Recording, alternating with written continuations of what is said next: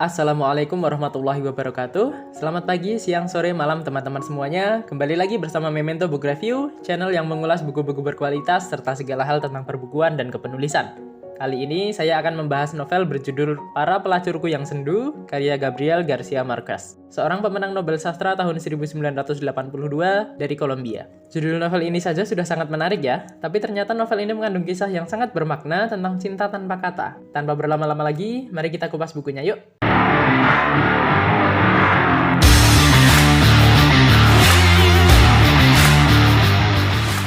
Novel ini pertama kali diterbitkan dalam bahasa Spanyol pada tahun 2004, ketika penulisnya berusia 77 tahun. Lalu diterjemahkan ke bahasa Inggris pada tahun 2005, dan dari edisi bahasa Inggris ini kemudian diterbitkan dalam bahasa Indonesia oleh penerbit Sirka. Yang saya miliki ini adalah cetakan pertama tahun 2014 dalam bahasa Spanyol dan Inggris. Sebenarnya judul novel ini dapat diterjemahkan sebagai Memori Para Pelacurku Yang Sedih. Tapi judul edisi bahasa Indonesia ini bagus menurut saya.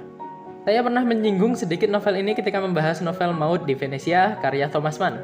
Novel karya Gabriel Garcia Marquez ini menceritakan tentang pensiunan wartawan terkenal yang berumur panjang. Sehari sebelum ulang tahunnya yang ke-90, dia memutuskan untuk menghadiahi dirinya sendiri satu malam bersama pelacur perawan. Tapi siapa sangka, si tokoh aku justru jatuh cinta untuk pertama kalinya dalam hidupnya yang panjang.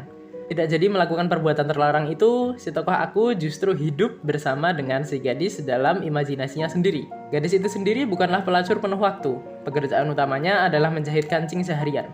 Maka pada malam-malam ketika tokoh aku menemuinya di kamar khusus, gadis itu selalu dalam kondisi kelelahan dan tertidur pula sampai pagi. Tokoh aku tidak terganggu sama sekali. Bahkan sepanjang novel ini, dia tidak pernah melihat si gadis dalam keadaan bangun. Setiap mereka bertemu, si gadis selalu tidur. Walaupun tokohnya orang yang sudah tua, tapi kita semua bisa ikut merasakan bagaimana hatinya berbunga-bunga karena cinta. Pada akhirnya, novel ini mengajarkan bahwa cinta adalah sesuatu yang jauh lebih murni daripada sekedar hubungan seksual dan menjangkau anak-anak manusia jauh lebih dalam daripada kata-kata.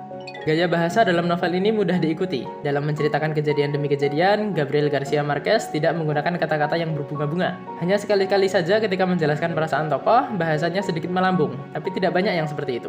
Ketika menceritakan tentang kejadian masa lalu, kadang penulisnya tidak memberikan pergantian waktu yang jelas, sehingga sekali saya kaget karena ternyata yang diceritakan adalah masa lalu. Tapi secara keseluruhan, gaya bahasa dalam novel ini seimbang.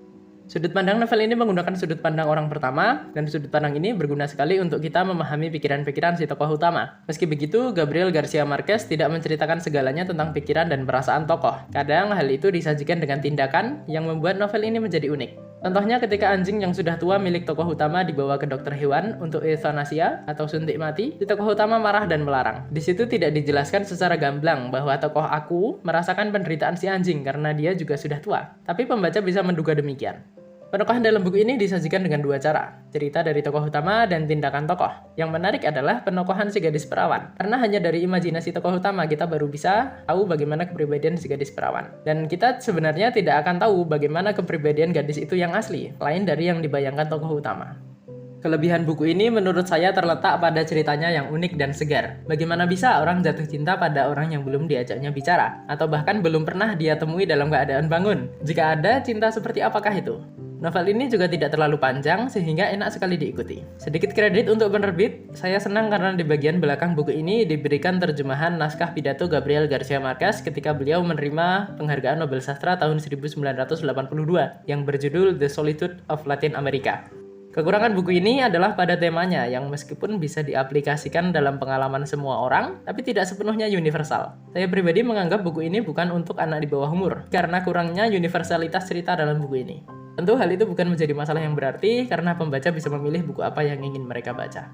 Untuk harga di akun Instagram resmi penerbit Sirka, buku ini dijual seharga 60.000. Sedangkan di Shopee maupun Tokopedia, buku ini dijual mulai harga 40 hingga 50 ribuan. Menurut saya ini harga yang standar, tidak terlalu mahal dan tidak terlalu murah.